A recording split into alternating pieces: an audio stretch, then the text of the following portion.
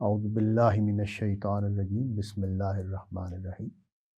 پچھلی نشست میں ہم نے حدیث جبریل کا مطالعہ شروع کیا تھا، تو اس میں جو پہلا سوال ہے ایمان کیا ہے، اس پر میں نے گفتگو کی اور میں نے اس کی وضاحت کرنے کی کوشش کی کہ ایمان کا لفظ جو ہے اس پورے معنی اس کے کیا ہیں۔ تو اب میں نبی صلی اللہ علیہ وسلم نے جواب دیا اس پر بات کرتا ہوں کہ نبی صلی اللہ علیہ وسلم 5 چیزوں کو بیان کیا: اللہ پر ایمان، آخرت پر ایمان، انبیاء پر ایمان، کتابوں پر ایمان اور ملائکہ پر ایمان۔ تو یہ جو 5 چیزیں ہیں ان میں سے جو پہلی 2 چیزیں میں نے بیان کی ہیں، اللہ پر ایمان اور آخرت پر ایمان، یہ اصل حقیقت ہے۔ اللہ تعالیٰ اس کائنات کے خالق اور مالک ہیں۔ دنیا کے بارے میں ہم 2 ہی آراء قائم کر سکتے ہیں، تیسری کوئی رائے ہو نہیں سکتی۔ ایک رائے تو یہ ہو سکتی ہے کہ یہ مادی دنیا خود بخود ہے اور اس میں کچھ عوامل سے یہ زندگی بھی پیدا ہو گئی، انسان بھی پیدا ہو گئے اور یہ اسی طرح چلتی رہے گی اور فنا ہوتی رہے گی اور یہ اپنی شکلیں تبدیل کرتی رہے گی، اس میں نئے کرے بنتے رہیں گے، اس میں نئی کیکشائیں بنتی رہیں گی، یہ نظام اسی طرح چلتا رہے گا اور نہ کوئی اس کا بنانے والا ہے، نہ کوئی اس کا اینڈ ہے۔ انبیاء کا جو دین ہے اس میں سب سے بڑی جو حقیقت بیان کی گئی ہے وہ یہی ہے کہ یہ تصور ٹھیک نہیں ہے اس کائنات کے بارے میں۔ یہ کائنات ایک خالق کی تخلیق ہے اور اس خالق نے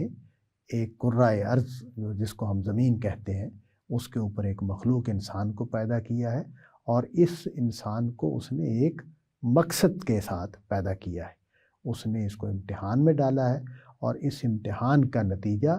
ایک دن برپا کیا جائے گا جس کو ہم قیامت کہتے ہیں۔ لوگ دوبارہ زندہ کیے جائیں گے اور ان کے اعمال کا حساب ہوگا اور اس کے حساب سے ان کو جزا یا سزا دی جائے گی۔ تو یہ 2 بنیادی حقیقتیں ہیں جو ہمارے ایمانیات کا حصہ ہیں۔ اس لیے یہ گویا ایک پورا نقطہ نظر ہے اس زندگی کے بارے میں اور اس کائنات کے بارے میں، اور اس کو اختیار کیے بغیر جو اللہ کے نبیوں کا دین ہے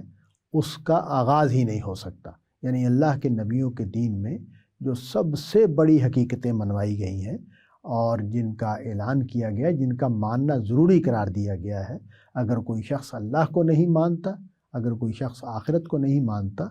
تو یہ شخص مسلمان ہونے کے کو کوالیفائی ہی نہیں کرتا، یعنی یہ اسلام کے دائرے میں آیا ہی نہیں ہے، انبیاء کے دین کے دائرے میں آیا ہی نہیں ہے۔ تو یہ بات جو ہے یہ اس کو اسی حیثیت سے سمجھنا چاہیے کہ یہ سب سے بنیادی، سب سے بڑے حقائق ہیں، جن کو اصل حقائق یہ ہیں جن کو منوایا گیا ہے اور جن کو ماننا ضروری ہے، اور ان کو ماننے کا ایک نتیجہ ہماری زندگی میں نکلتا ہے جو نکلنا چاہیے، جس کی وضاحت میں نے کوشش کی تھی مختصر طریقے سے پچھلی گفتگو میں ہو جائے۔ اگلی بات جو ہے 3 چیزیں اور جو ہم نے اس فہرست میں نبی صلی اللہ علیہ وسلم بیان کی ہیں، وہ اصل میں ہدایت کا نظام ہے۔ اللہ تعالیٰ نے چونکہ ایک امتحان میں ہمیں ڈالا ہے اور ہم انسان اللہ تعالیٰ کی ہدایت کی طلب رکھتے ہیں، ہمیں اس بات کا شعور ہے کہ کیا اچھا ہے اور کیا برا ہے، ہمیں اس بات کا بھی شعور ہے کہ ہمارے خالق اور مالک کے ہمارے اوپر کیا حقوق ہیں، لیکن اس کی جو تفصیلات ہیں،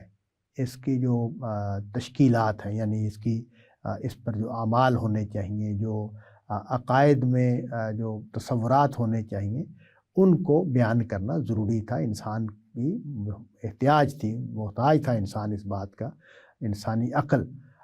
اس کی مدد تو کر سکتی ہے لیکن وہ ان چیزوں کو دریافت کر کے ان کو معین نہیں کر سکتی، اور اگر معین کرے گی تو کبھی افراد کا شکار ہوگی، کبھی تفرید کا شکار ہوگی، یعنی کبھی شدت پیدا کر دے گی، کبھی کمی پیدا کر دے گی۔ تو ایک راہ اعتدال اور ایک راہ توازن اور صحت عمل اور صحت تصورات، صحت فکر، اس کے لیے ہمیں ہدایت کی ضرورت ہے، اور ہم اس لائق ہیں، اس صلاحیت کے ساتھ پیدا ہوتے ہیں کہ ہم اس ہدایت کو سمجھ سکیں، اس کو قبول کر سکیں، اس پر عمل کر سکیں، اس کی طرف بڑھ سکیں، اس کے مطابق اپنی زندگی کو تبدیل کر سکیں، اس پر ہمیں اطمینان ہو، تسلی ہو، وہ ہمارے دل کی آواز ہمیں لگے۔ یہ سب صلاحیتیں ہمیں حاصل ہیں، لیکن اس کے لیے ہمیں وحی سے رہنمائی کی ضرورت ہے۔ اسی وجہ سے یہ معلوم ہوتا ہے، وہ قرآن مجید نے اس کو بیان بھی کر دیا ہے کہ پہلے جو انسان آدم علیہ السلام تھے وہ اللہ کے نبی بھی تھے، یعنی اللہ تعالیٰ نے پہلے دن ہی سے وحی کے ذریعے سے ہماری ہدایت کا بندوبست کر دیا۔ پھر آدم علیہ السلام ہی کو بتا دیا گیا تیرے بعد بھی انبیاء آتے رہیں گے اور تیری اولاد، تیری نسل کو ان کی فرما برداری کرنی ہوگی، ان کا ساتھ دینا ہوگا، ان کو ماننا ہوگا۔ تو یہ بات جو ہے نبی صلی اللہ علیہ وسلم نے اس میں بیان کر دی،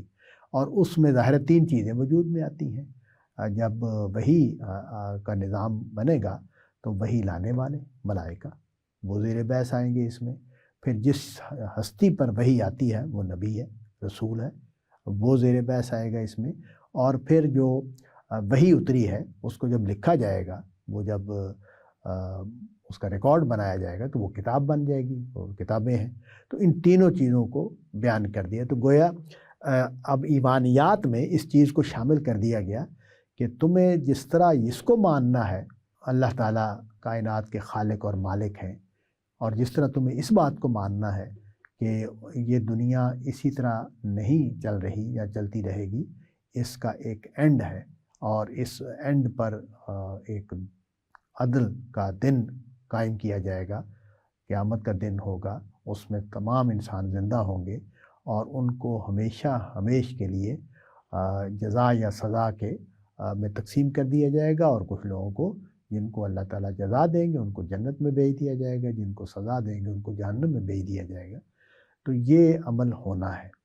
جب یہ تم ان کو مانو گے تو اس کے ساتھ ہی ہمیں یہ بھی منوایا گیا ہے، اور اس پر ایمان لانا ضروری ہے کہ اللہ تعالیٰ کی طرف سے ایک نظام ہدایت قائم کر دیا گیا ہے۔ انبیاء، ملائکہ اور کتابیں اس کے 3 بڑے بنیادی اجزاء ہیں۔ اور میں نے جیسے وضاحت کر دی کہ جب وحی آئے گی تو ظاہر ملائکہ وحی لے کر آئیں گے۔ کیوں ملائکہ؟ اس لیے وحی لے کر آئیں گے کہ جو حضرت موسیٰ علیہ السلام کے جو سوال جواب ہیں جو کوہ طور پر آپ نے کیے، تو یہ بات اللہ تعالیٰ نے واضح کر دی کہ انسان براہ راست اللہ تعالیٰ سے مشاہدے یا گفتگو کا ربط پیدا کرنے کی اہلیت نہیں رکھتا، اس کے لیے ایک واسطے کی ضرورت ہے۔ تو ملائکہ وہ مخلوق ہیں کہ جو اللہ تعالیٰ سے پیغام لے کر انسانوں تک پہنچاتے ہیں، انسانوں سے بھی ربط پیدا کر لیتے ہیں، اور اللہ تعالیٰ کے ساتھ بھی ان کا ایک، ہمیں نہیں معلوم اس کی حقیقت کیا ہے، لیکن ہمیں یہ معلوم ہے کہ اللہ تعالیٰ فرشتوں کے ذریعے سے انسانوں کو پیغام بھیجتے ہیں۔ تو دوسری بات یہ ہے کہ جو ہستیاں چنی جاتی ہیں ان پر بھی ایمان لانا ضروری ہے۔ اس کی وجہ یہ ہے کہ یہ ہستیاں خود سے کوئی فکری عمل نہیں کرتی، جیسے نبی صلی اللہ علیہ وسلم کی سیرت سے بھی معلوم ہوتا ہے۔ حضرت موسیٰ علیہ السلام کے چونکہ قرآن مجید نے بڑی تفصیل سے ان کو نبوت ملنے کے واقعات بھی بیان کیے ہیں، ان کے کام کو بھی بیان کیا ہے، اور تو اس وجہ سے یہ بات بالکل واضح ہو جاتی ہے کہ یہ خالصتاً اللہ تعالیٰ کی طرف سے فیصلہ ہوتا ہے، ایک شخص کا انتخاب ہوتا ہے، اس کو اللہ تعالیٰ وحی سے نوازتے۔ ظاہر ہے قرآن مجید نے جیسے بیان کیا کہ وہ علی علم یہ فیصلہ ہوتا ہے کہ اس شخص کو پیغمبری دینی ہے، تو وہ پیغمبری اس کو ملتی ہے، تو اس کو بھی ہم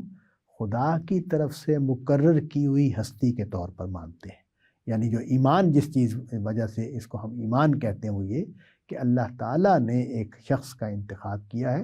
اور اس کو اپنا پیغمبر بنایا ہے، اور اس کو ہم نے خدا کے پیغمبر کے طور پر اپنا رہنما ماننا ہے، اس کی ہدایات پر عمل کرنا ہے۔ ہمیں یہ بات معلوم رہنی چاہیے کہ جس ہستی کو ہم اللہ کا پیغمبر مان لیتے ہیں اس کے ساتھ ہمارا ریلیشن شپ جو ہے وہ سموتات کا ریلیشن شپ ہے، یعنی جو وہ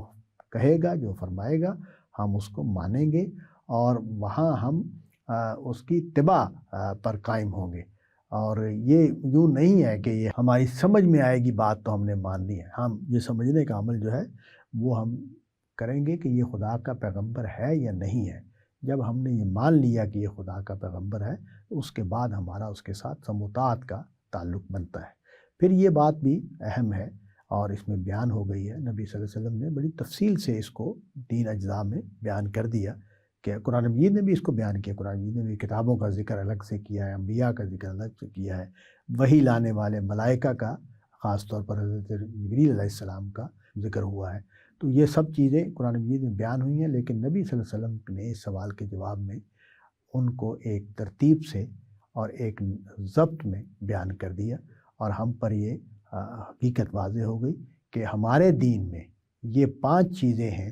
جن کو ماننا ایمانیات کا حصہ ہے، اور اگر ہم ان کو نہیں مانیں گے تو ہمارا ایمان جو ہے وہ اپنی تکمیل نہیں کرے گا۔ وآخر دعوانا ان الحمد للہ رب